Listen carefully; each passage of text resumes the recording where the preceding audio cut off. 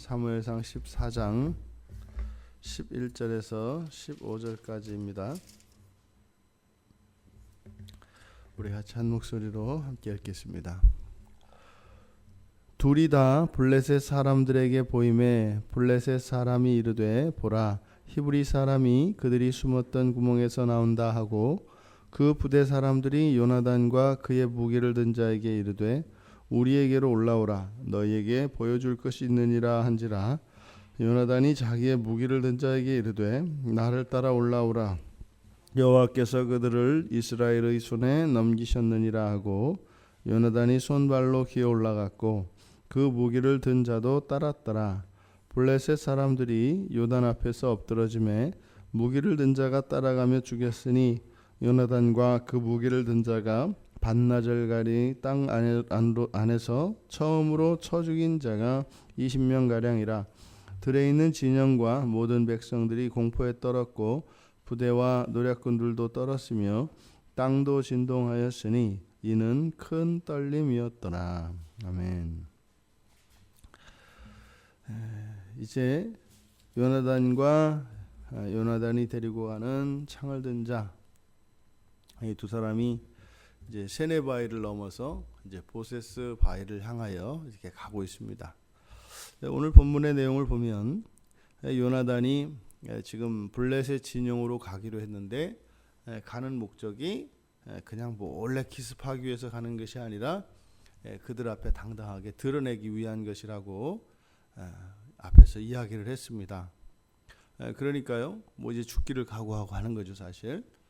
그런데 오늘 본문의 내용을 보면 요나단이 그렇다고 그냥 무턱대고 뭐 자기의 목숨 아까운 줄 모르고 그냥 뭐 아무 생각 없이 그냥 자신을 밖으로 드러낸 것은 아닌 것 같습니다. 왜냐하면 11절에 블레셋 병사들이 요나단에게 뭐라고 얘기냐면 숨었던 구멍에서 나온다 이렇게 얘기를 해요.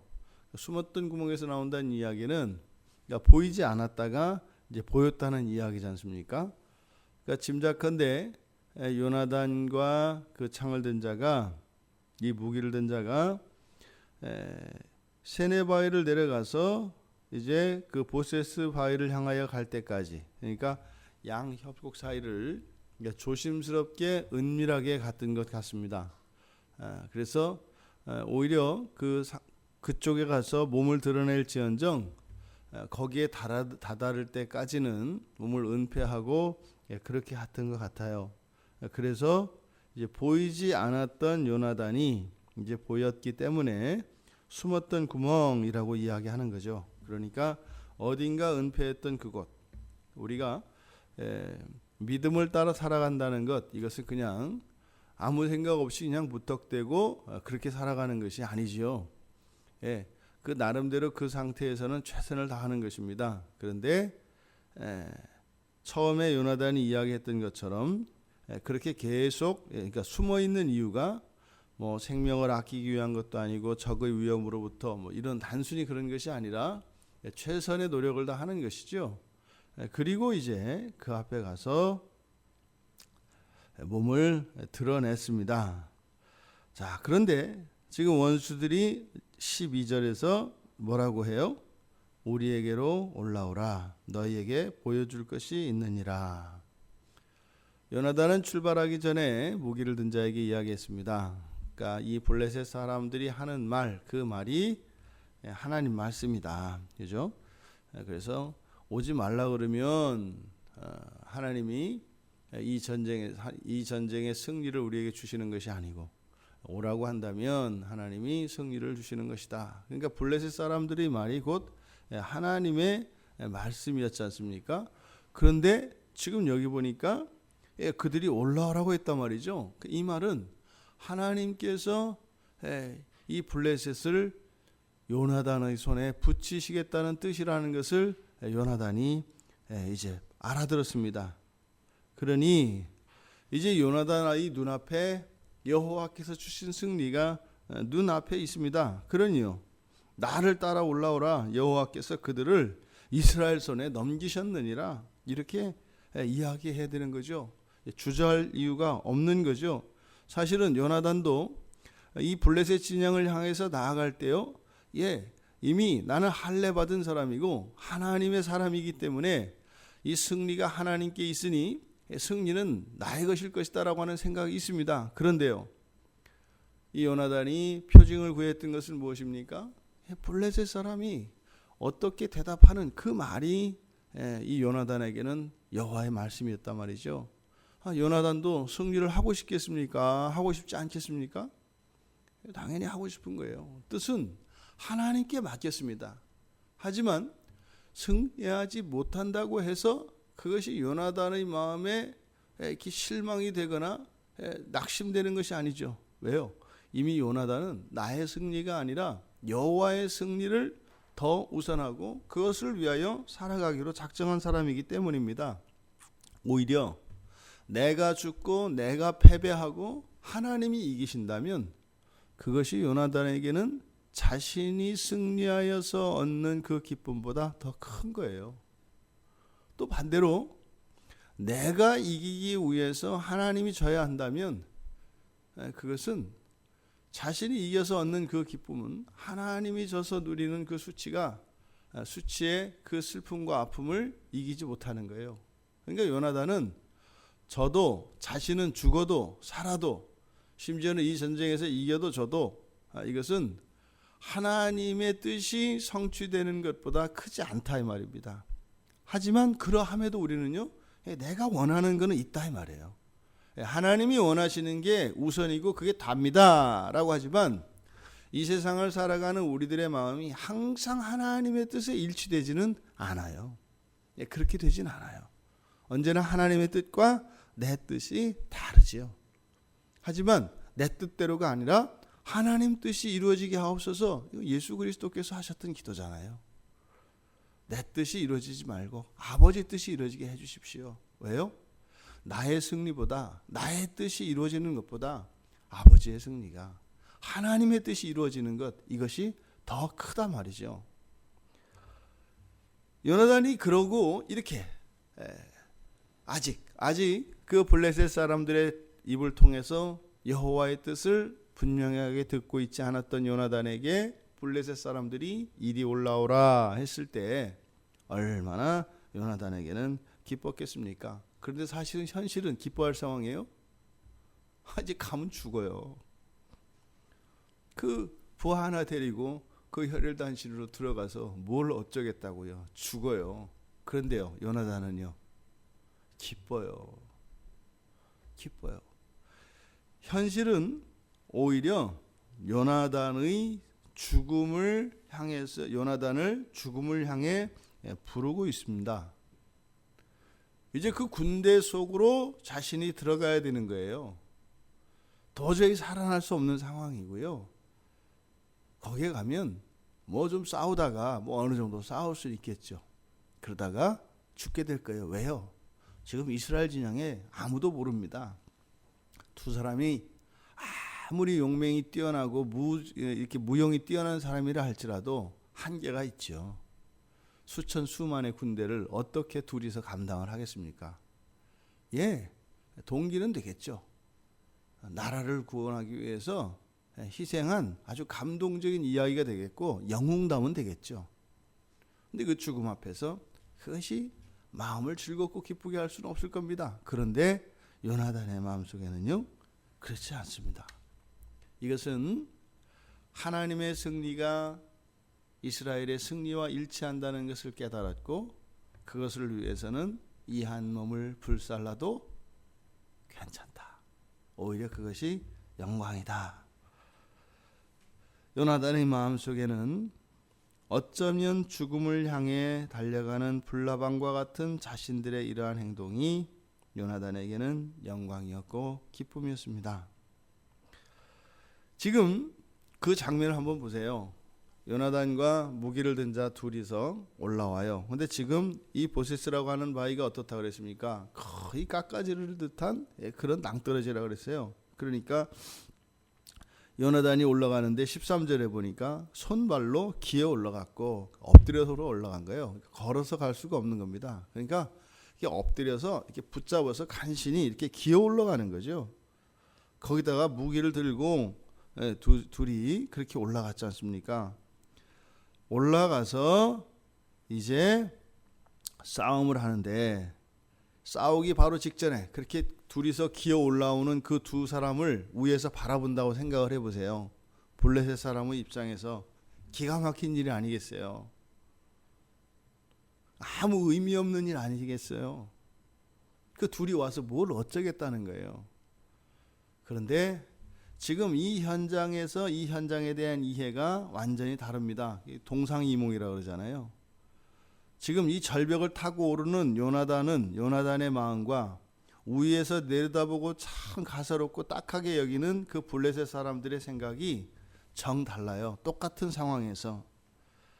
지금 블레셋 사람들은 죽은 목숨이죠. 이제 올라오면 죽는 겁니다. 근데 요나단의 마음은 어때요? 내가 올라가면 너희들은 죽은 거예요. 왜 그럴까요? 블레셋 사람들은 그냥 사람으로 보입니다. 그냥 요나단과 무기를 든 자 두 사람으로 보여요. 그런데 사실은 이거를 믿음의 눈으로, 영적인 눈으로 보면 요나단과 무기를 든 자가 가는 것이 아니라 누가 가요? 이스라엘 군대가 가는 겁니다. 이스라엘 군대는요, 사람으로만 이루어진 것이 아니라 하늘의 천군 천사가 대동합니다. 지금 요나단이 올라가는 것은요, 성령이 함께하고 계시는 것입니다. 그게 안 보이죠. 사람들이 눈에 볼 때는 눈에 보이는 사람의 군대, 이것이 승리를 결정한단 말이죠. 그런데 요나단은 사람을 보지 않습니다. 지금 함께 하시는 여호와를 보고 있습니다. 그러니까 자신들이 의지하는 그것에 따라서 상황에 대한 이해가 다르다 이 말이에요. 사람이 보기에는 좋은 상황인 것 같고 다 이긴 것 같죠. 우리가 인생을 살다 보면 그런 일 경험합니다. 다 된 밥에 재버렸다라고 하는 거. 그건 뭐예요? 내가 상황을 잘못 본 거죠. 재수가 나빠서, 운이 없어서, 실수여서 이런 것이 아니라 상황을 잘못 본 거죠.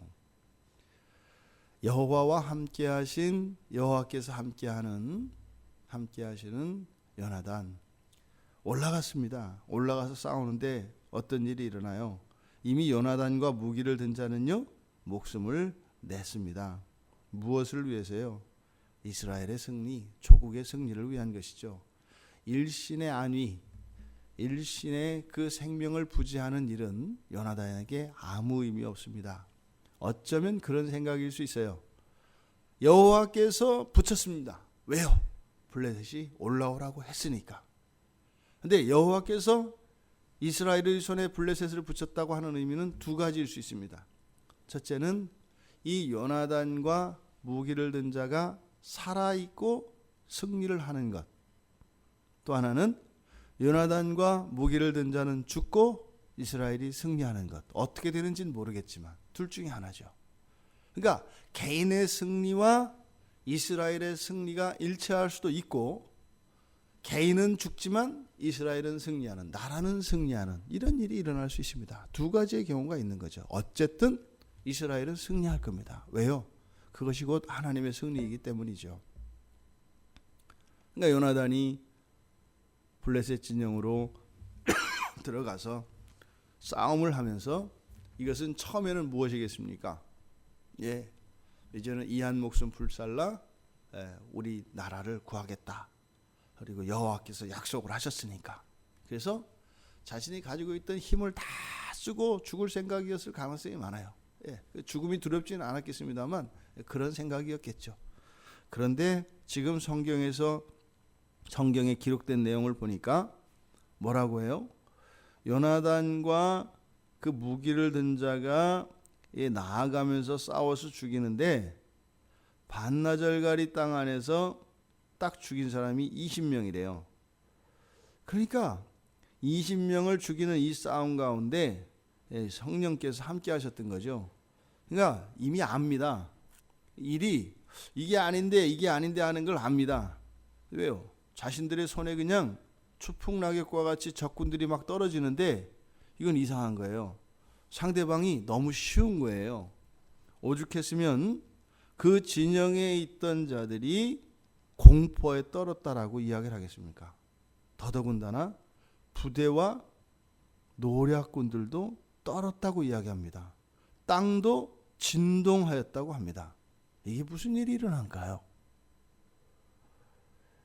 이거는 요나단이 싸운 게 아니에요. 이스라엘 백성들이 요단강을 건너서 여리고를 무너뜨릴 때 이스라엘 백성들이 힘으로 밀어붙였던가요? 지금 동일한 일이 여기에 일어나고 있는 겁니다. 모르겠습니다. 어떤 일이 일어났는지. 그런데요, 여기에 성령의 역사가 일어난 것입니다. 땅이 진동하였다. 이것이 단순히 이 사람들이 막 놀라서 이렇겠다라고 하기에는 뒤에 나온 큰 떨림이었더라라고 하는 이 말씀이 여기에는 우리들이 이해할 수 없는 어떤 신적 섭리가 작용되고 있었던 것을 우리가 알게 됩니다. 인생이 이런 겁니다.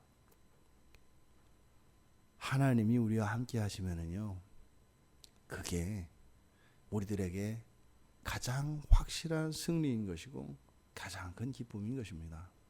그런데 그 성령의 역사가 어떻게 임했습니까? 이미 나의 승리와 하나님의 승리 사이에서 내가 죽고 하나님이 승리한다면, 내가 이기고 하나님이 지는 것보다 훨씬 더 크고 비교할 수 없을 정도로 그것이 영광스럽고 기쁨이라고 하는 그 생각이 확정되어 있기 때문입니다. 이걸 뭐라 그래요? 오직 여호와의 영광을 위하여. 하나님의 영광이 나의 생애의 가장 큰 가치가 된다면, 하나님은 하나님이 승리하시기 위하여 하나님의 권능을 행사하십니다. 우리가 내가 이기기 위하여 내가 나아간다면 나의 힘으로 나아가야 합니다. 하지만 하나님의 영광을 위하여 살고자 한다면 그 하나님의 영광은 우리에 의해서 하나님께 영광이 돌려지는 것이 아니라 하나님은 하나님 스스로 영광을 받으시는 분이시기 때문에 우리의 생애가 하나님의 영광을 위하여 살아간다면 그것은 우리의 삶 속에 하나님의 능력과 역사가 나타날 것이라는 겁니다. 여러분, 믿음은 뭘까요? 많이 이기는 게 믿음일까요? 항상 이기는 것이 믿음입니다. 항상 이기는 게 믿음입니다. 그런데 왜 우리가 그 믿음이 항상 이기는 것은 아니다라는 생각을 가지고 있을까요? 저의 생각도 그랬습니다.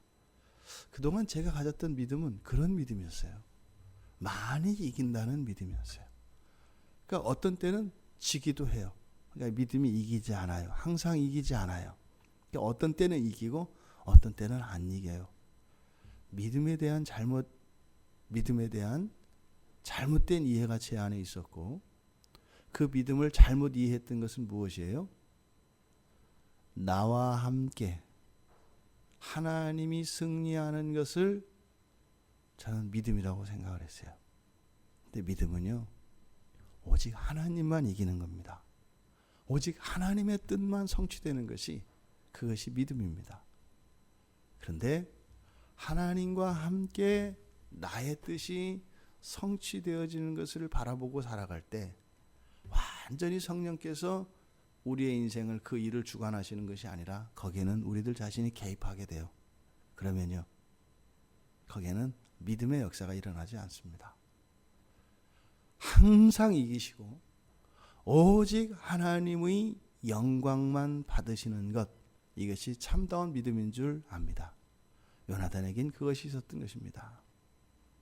그러면 우리의 인생은 하나님의 영광 안에서 누리게 될 것입니다. 오늘 우리 하루의 삶이, 또 우리의 인생이 그렇게 되어지기를 바랍니다. 우리가 하나님을 이용하여 무엇인가 하려고 하는 모든 시도, 하나님을 의지하고 하나님을 믿으며 하나님으로 말미암아 우리가 이기려고 하는 그 모든 시도를 내려놓을 수 있길 바랍니다.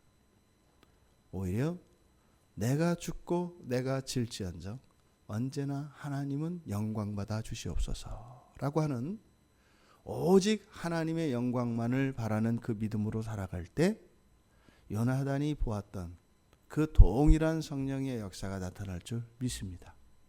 그래서 우리가 돌아볼 때 나의 승리를 자랑할 수 있는 것은 아무것도 없고 언제나 하나님의 승리만을 자랑하고 영광 돌릴 수 있는 우리들이 되기를 바랍니다.